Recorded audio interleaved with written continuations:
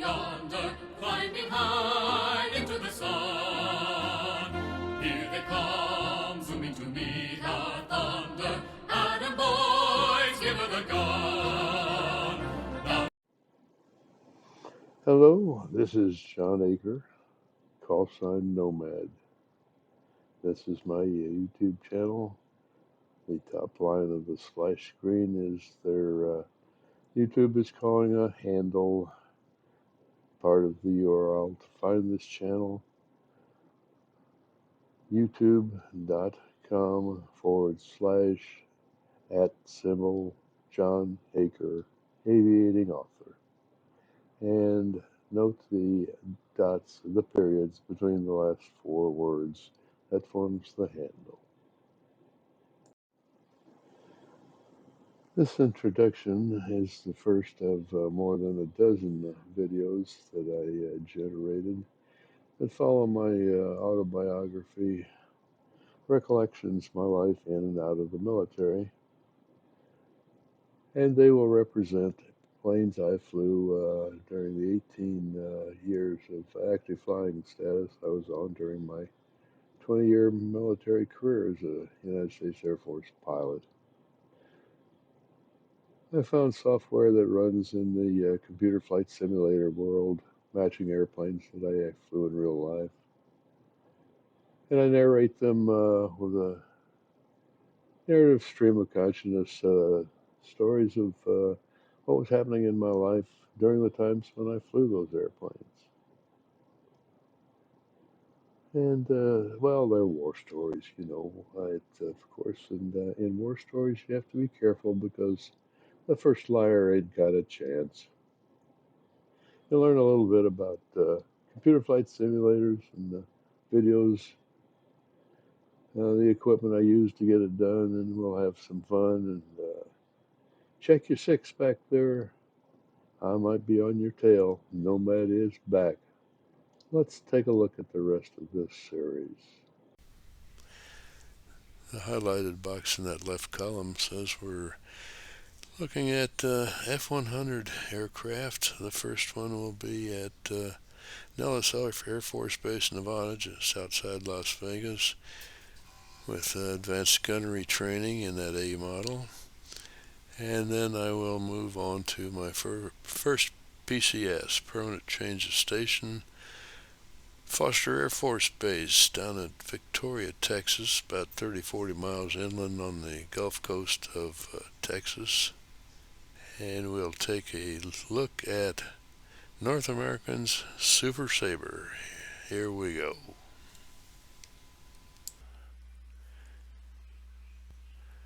This is John Aker back in the cockpit again. A little different take on this particular video.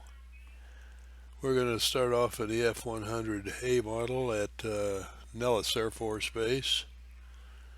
Take a quick tour around downtown Las Vegas. Then we're going to go cross country to the Texas Gulf Coast to Foster Air Force Base, where I flew the F100C model.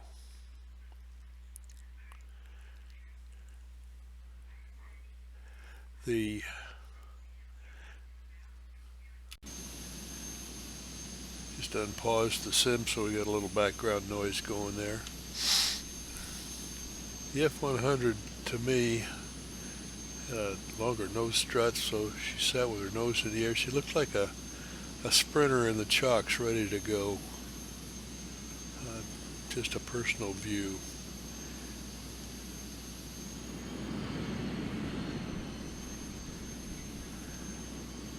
You can see here there's a probe extending from the right wing underneath there.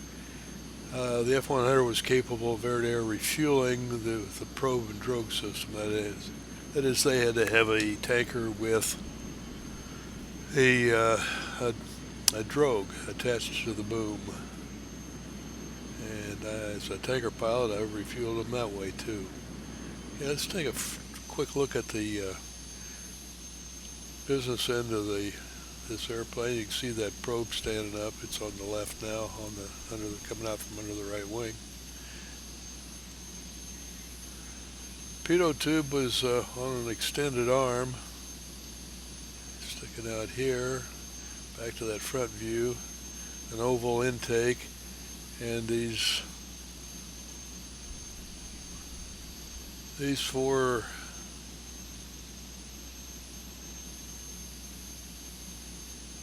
gizmos are 20 millimeter cannons, the old initial revolver type, not the Gatling gun version. Also, doesn't show the difference real well in this simulator, but this area after these two red lines, this area back here, was a lot more silver color than the rest of the fuselage. Just because they were using titanium for that part of the fuselage. It's the only way they could run the afterburner. The afterburner generates so much heat it would have melted aluminum back there, so they used titanium. First bit of titanium in fighter aircraft. The eyelids on the tail end of the tailpipe here, they're not animated in this simulator, but each of these segments was part of the eyelids, and when you lit the afterburner, these little sections were drawn back into the fuselage next to the tailpipe, giving a wider diameter opening for the afterburner. A story about that will come into play a little bit later on. We're at Nellis Air Force Base, which is just a little bit north of Las Vegas, just a few miles. It was named after a gentleman by the name of Lieutenant William Nellis. He was a P-47 jock. He died during the fight over the Battle of the Bulge. The nickname for this baby is the Super Sabre. The F-86 was a Sabre jet, and this is an upgrade from that fighter, so she came with the name Super Sabre. She's a single seat. The A model was the first of the, what they called the Century fighters. It was also the first one capable of going supersonic in level flight. Didn't have to have that scream and dive like we had in the F-84. The Century fighters, F-100 here, there was the F-100, the F-101, the Voodoo. F-102 and the F-106 were both Delta Darts, Delta Wing. There was the F-104 Starfighter, the first airplane we built in this country that had more thrust than weight. She could accelerate straight up. Gobbled a lot of fuel like that. And of course the last in the Century series, the 105, I mentioned the 106. But the 105, the Thunder Chief, a fantastic fighter bomber used in Vietnam. And this baby came with the J-57 that was slated for the F-84F, and it made it into here. Major problem, there are no flaps. This simulator model is a D model, so it does have flaps, but the A model had no flaps. So it gave us a final approach airspeed of 180 knots, smoking right along coming down final. It took them, talk about in the next segment, I'll talk about the C model. It had no flaps either. They finally got to the D model. Thought maybe flaps would be a good idea. So the D got flaps, and it was the F model they got to before they had a two-seater tandem.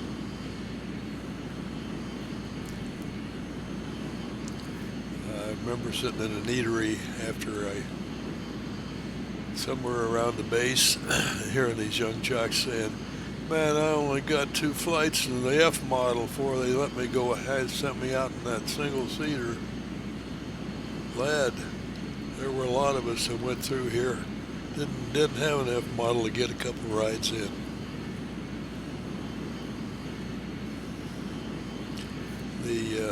I told you, the first ride here at Nellis, and I'm going to tell you this story. Well, let's close the canopy and get airborne here. Taking off on runway 21 southeast. Aim toward McCarran Field in downtown Las Vegas. You can see the skyline of Las Vegas down there. Since we've got a D model here, let's put some flaps down. Let's release the brakes. So I said the first ride here at Nellis was in a T-Bird. An instructor, we went up. I was in the front seat, he was in the back seat. I taxied out and did most of the work.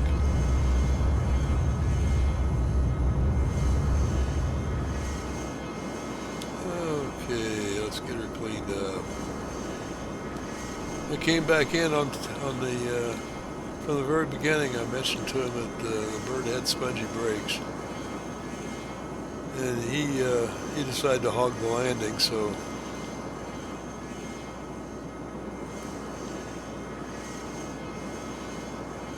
there we go. Not a bad aileron roll. Forgot to mention, they did put speed brakes on it, but they didn't learn from the T-Bird, so they put that big slab down there on the belly again. Let's clean those up. So this instructor pilot says, "I'll make the landing from back here."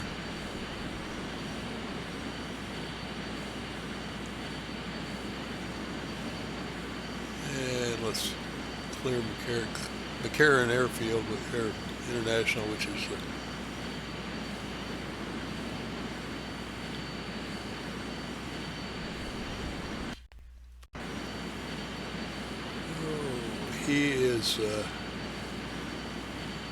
he comes in, he makes the landing, and I ask him if he wants a little help on the brakes, because he's not looking all that swift to me anyway. The next day, I heard him in the lounge with some other instructors telling about how the student asked him if he needed any help on the brakes in the T-33. He didn't mention it to him, but he was high, hot, and long. He took the whole runway to get stopped. I still remember that dumbass's name. So here we are, down here in an area we wouldn't be in real life, because we're going to take a look at the Las Vegas Strip.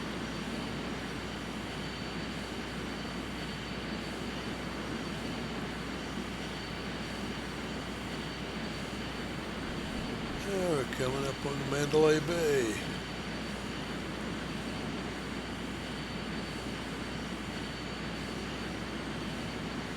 All those casinos down there. Can you imagine the amount of money going through those?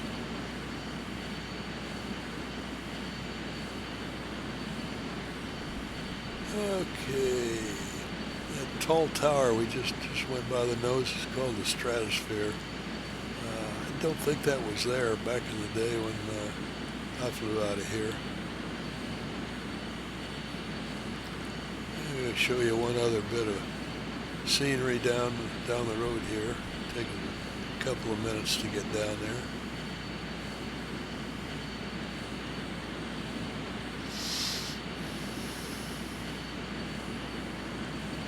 The elevation around here is about almost 2,000 feet, and we're currently a little over 33,000 MSL, so we're about 1,000 feet up.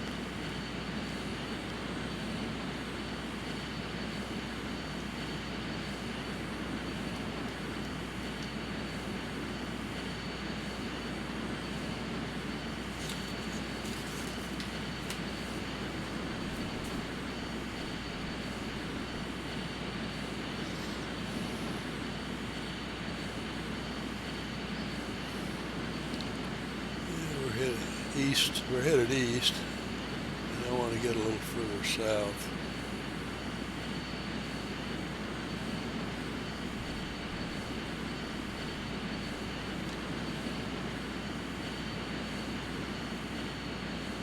F100 at Nellis was advanced gunnery school. We had air to ground, air to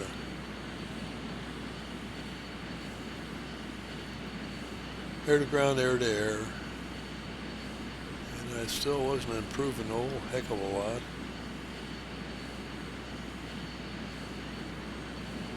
In that type of gunnery. And I have a few extra stories that I tell in my book Recollections. I won't go into here. But one of them we did take off. We were scheduled for a 4-ship air-to-air mission. And I was number 4 in that 4-shipper. So I taxi out on number 3's wing. Lead number 2 line up on the runway. We line up behind them. And lead takes off, releases the brakes, and they head down the runway, and they're screaming down the runway, and by this time I've got my eyeballs locked on number 3, my element lead, because when he nods his head, I do what he does.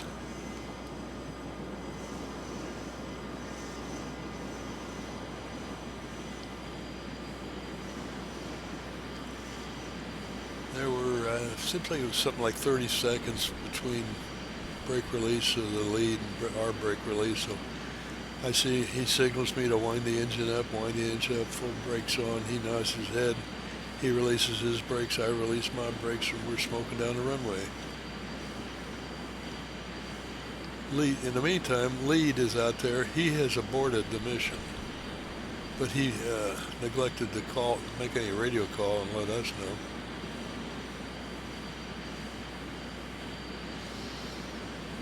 About the second before he called abort, which meant we would abort too, my element lead's nose wheel comes off the ground. He's rotating and I'm rotating with him.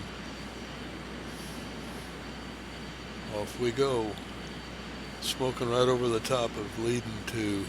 They're taxiing slowly down the end of the runway.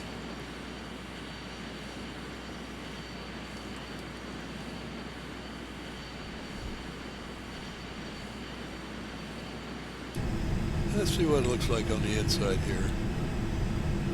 About that time, panic hit the tower because they got 2 students airborne with hot guns and no instructor in sight.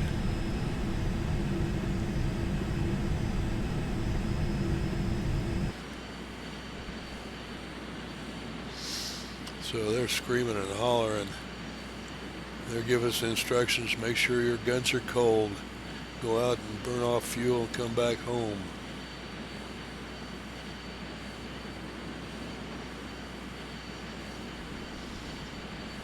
Okay.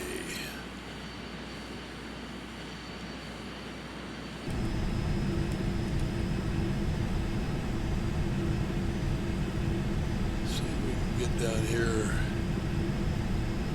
Sink rate. This river bed. And there she is, Hoover Dam. And that's Lake Mead out there in front of us. It shows pretty full these days. In the real world, they're so low on water they don't know what to do. So there's another buzz job that you wouldn't want to really do in real life.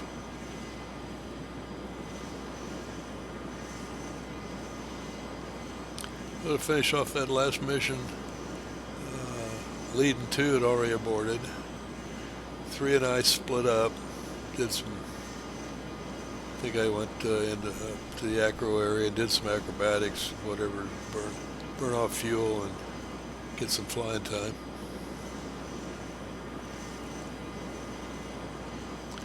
And we came back in and landed. But I think that instructor was probably embarrassed, to say the least. Okay, we are headed east, and this is where I'm going to split this video up. I'm going to pause it here and load a new flight, because you don't want to sit here and watch me drive from Nevada to the Gulf Coast of Texas, which is where I'm headed next when I graduated from Nellis here. My next permanent change of station was Foster Air Force Base, Victoria, Texas. So I'm going to put us on pause, and I'll see you on the other side of this.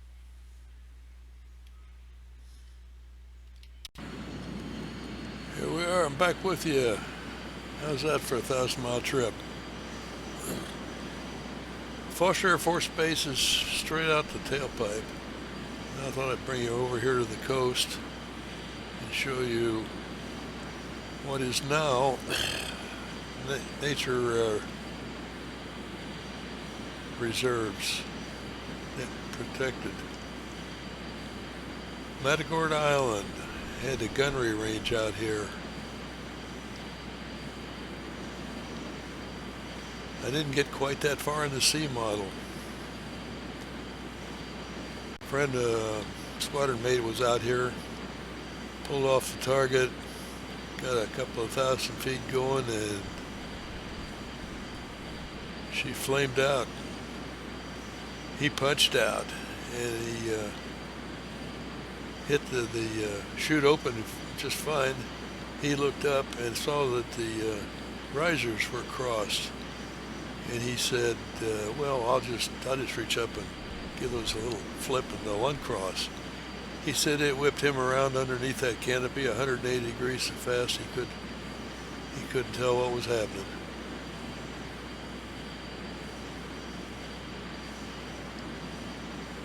So he crossed his arms across, put his arms across his chest, grabbed the wrist of each the other hand, and just hung on till he got to the ground.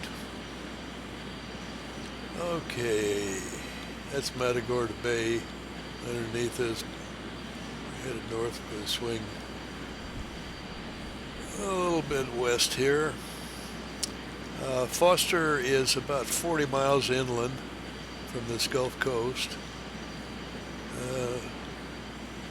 about 50 miles north of Corpus Christi and 50 miles south of Houston. Foster was named after a native Texan, an instructor at Brooks Airfield in Texas, who was killed way back in 1925. Single runway, 1230. Elevation just over 100 feet, about like Marco.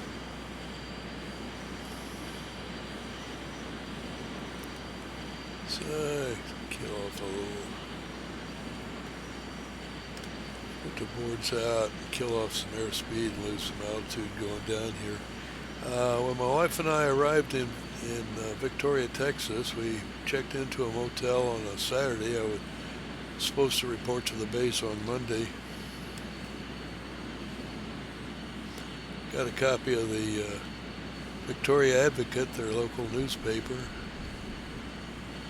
The headline was, "Foster closes."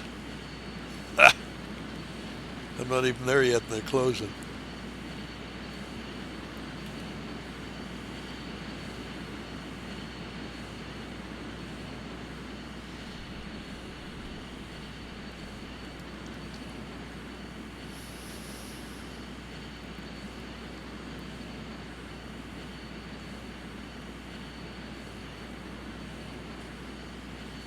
Actually,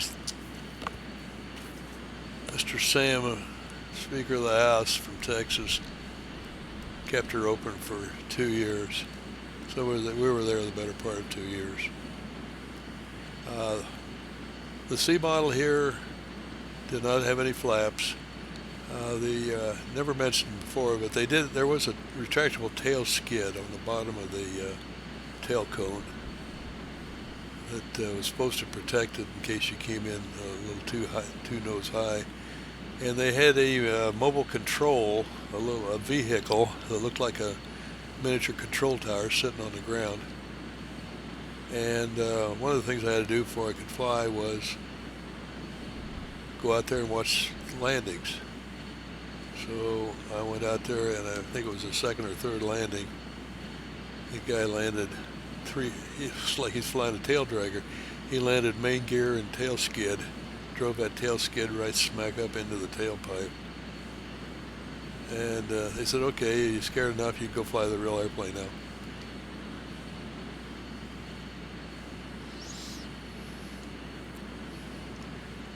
And about my second ride, I was scheduled for several rides with an IP flying wing, flying my wing. And about the second one, we're headed down the runway.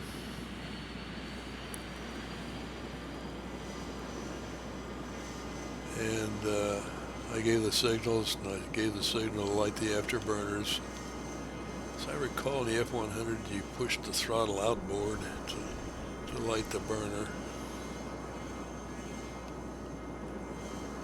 And my chase pilot yelled something over the radio.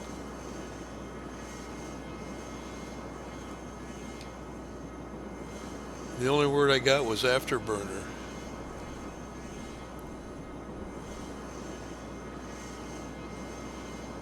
And I knew my afterburner lit because I could feel it.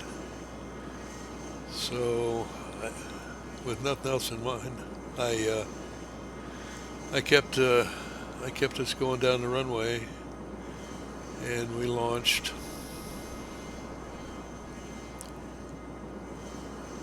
I hauled ass up to 1,200 feet, which was minimum bailout altitude.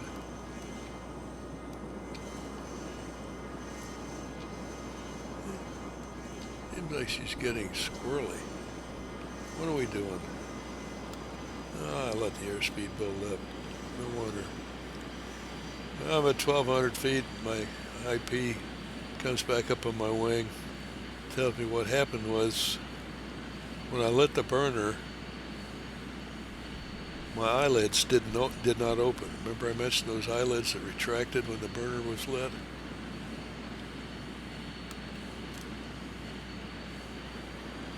He said I walked away from him like he had the brakes on,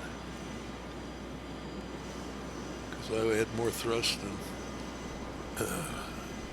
you could count.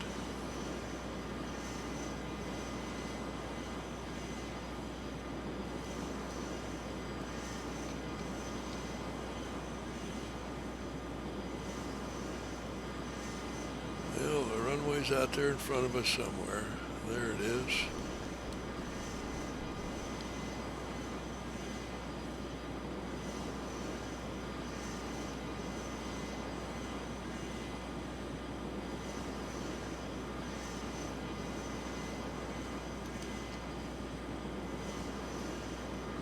And we're going to have to do a little juggling to get her around here somewhere. And it seems like a good place to pause things, because I'll tell you another part of the story about flying around here.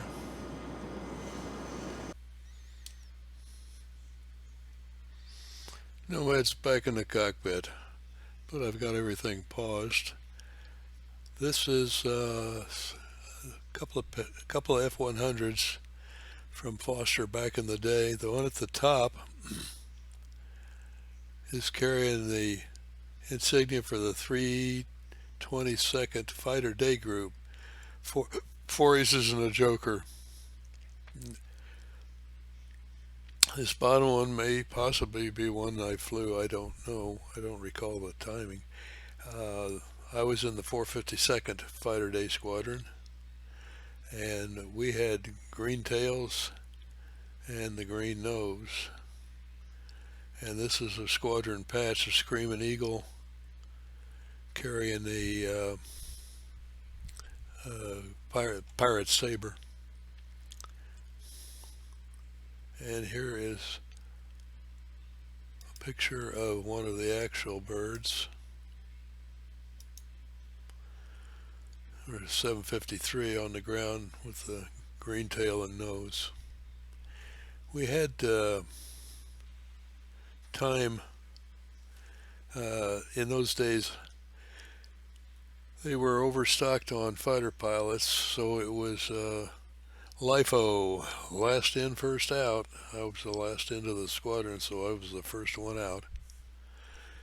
They sent me off to be a contracting officer at the base procurement office.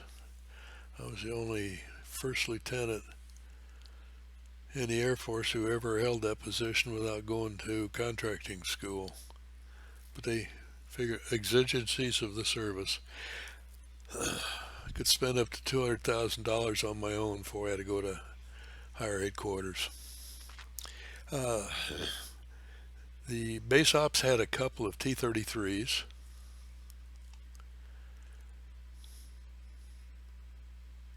And I'll get to those in a minute, but when we lost those, we started scrounging flying time in anything we could get our hands on. I ran into an H-19 chopper pilot. He says, I got a short hop, he gets you 30 minutes.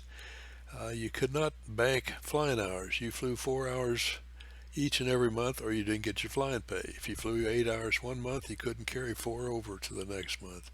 So there was 30 minutes one month. Also picked up a couple hours in this bird, the albatross SA-16 amphibian, gear retracted into the side of the fuselage, nose gear up into the belly, and landed on water. Fortunately, we didn't do any of that the day I went with them. We just flew around and landed on a runway. I don't know how I got to this one, the C-123 provider, otherwise known as the flying boxcar. Big in those days, only two engine. And then of course there was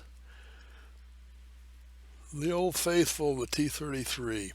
Base ops did have a couple of T-birds, so we got to fly those for flying time for a while. One of the rides I remember, they used to put us up on the board. They put the names left to right, and the first name was on the left was assumed to get the first front seat. So I went out one day and looked up there. My name was in the left slot, and the major from finance was in the right slot. So we got to the airplane. I just climbed the ladder and plopped into the front seat. He didn't look like he was too happy about that, but he didn't say anything. We came back in, burn up our time. He says, I'm going to land it from the back seat. I'm going to show you a tactical pattern. We're going to hit the end of the runway. I'm going to chop the throttle idle, and I won't touch it till we touch down on the runway. Okay, I was keeping my eye on him. So he did what he said, except he did a pitch out a little early, rolled on to downwind, dropped the gear, and he held it there for a few seconds. And I knew we were burning airspace. He finally brought it around to the runway heading, and we're coming down there, and I got my hand on the throttle because I think I mentioned earlier you couldn't throttle burst that T-bird. You'd probably get compressor stalls before you got power, and if we got into trouble, I wanted that throttle coming up early, and we did. We were nowhere near the runway. He without telling me, he did admit the mistake. I could feel that throttle moving forward. He put her on the ground. And in my book, Recollections, I got another long story about that major that didn't like my ass much. We told our next higher headquarters, Waco, 12th Air Force, we needed something for flying time. There was at least a half a dozen of us scrounging bits and pieces here and there. So one weekend they loaned us 4 T-33s. with the proviso we could take them cross country on the weekend as long as we had them back at Foster Sunday night so they could pick them up and take them back to Waco. So 8 of us launched in 4 airplanes Saturday morning. The first one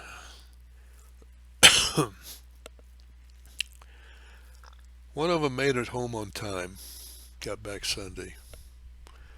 I don't remember the exact maintenance problem, but one of them had maintenance problems and didn't get back. Third one, the pilots had a major emergency and punched out over the Louisiana swamps. They lost the airplane, but both of the pilots got back. And the other pilot that I was with, we had decided to go into Kirtland Air Force Base in Albuquerque. We're over the base, we're making a VFR letdown, and we hear a thunk. Check the gear indicators, and one of the main gear shows intermediate.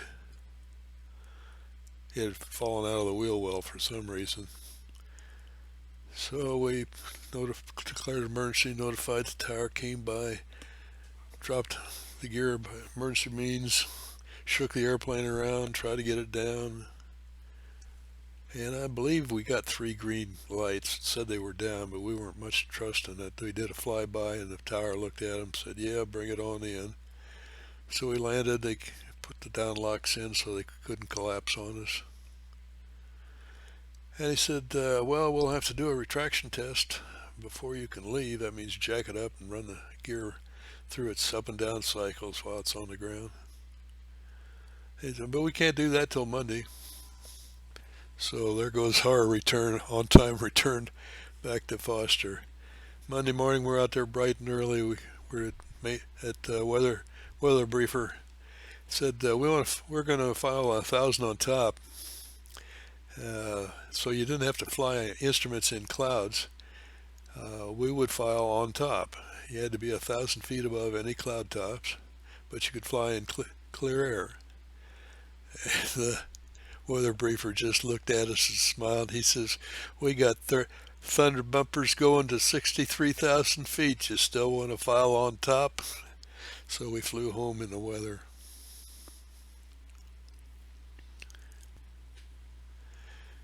Okay, I'm going to slide this frame out of your way. And this is a little different view of instruments that's available in Flight Simulator. Okay, while we were gone, I slipped out and flew around a little bit, and we were coming back from Matagorda Bay. And let's get some gear and flaps down. Let's dirtier up and hold airspeed, be able to put some power on it.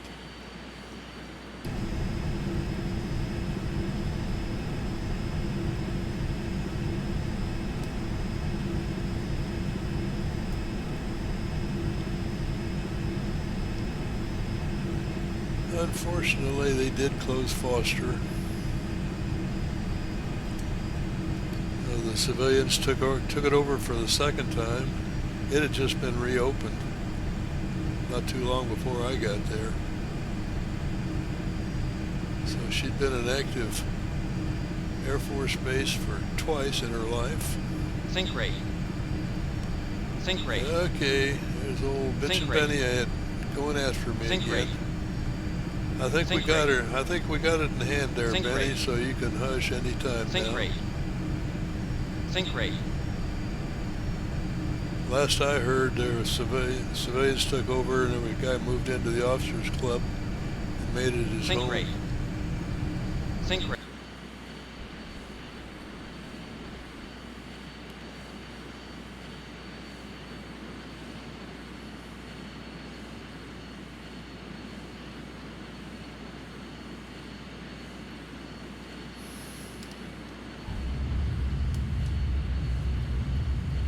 Where's that?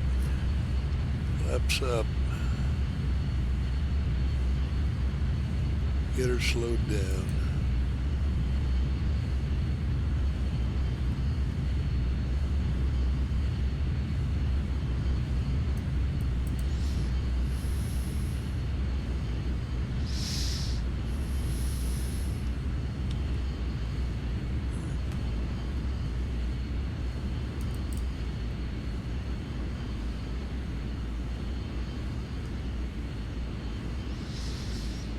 And let's clear the active.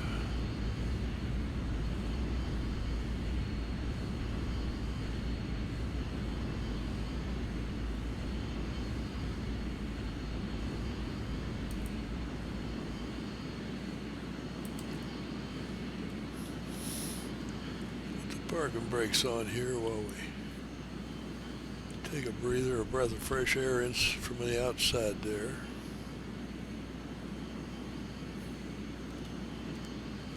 When they closed the base, they left one officer in charge. He was the caretaker. And except for him, I was the last officer to sign off this base. So with my orders in my hand, we took off for Indiana. I left my wife and children up near where our parents lived, and I headed out for Amarillo Air Force Base in Amarillo, Texas, to learn how to become a supply officer. Exciting days ahead. They did have a plane that I was current in it, but it was a fun plane to fly, and I showed a couple of pilots a couple of lessons back there. So till we meet again on our next flight, this is the Nomad saying, check your six, keep your head on a swivel. I'm likely to be back there. This is the Nomad out. If you enjoyed some of this material, you might reach up there and click that like button. Want to come back, hit the subscribe to this channel. This is John Aker, call sign Nomad. Flying flight simulators based on my career as a U.S. Air Force pilot. They took the blue from the skies and a pretty girl's eyes and a touch of Old Glory's hue.